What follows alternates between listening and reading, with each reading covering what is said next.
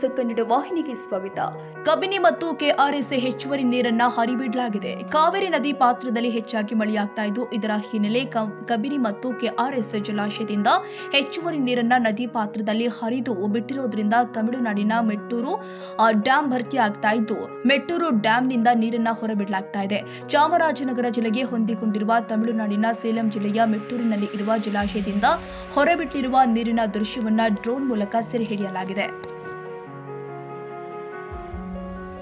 ತಾಜಾ ಸುದ್ದಿಗಾಗಿ MTV news 24x7 ಗೆ ಸಬ್ಸ್ಕ್ರೈಬ್ ಮಾಡಿ ಮತ್ತು ಬೆಲ್ ಐಕಾನ್ ಅನ್ನು ಒತ್ತಿ. ತಪ್ಪದೇ ಲಿಂಕ್ ಶೇರ್ ಮಾಡಿ.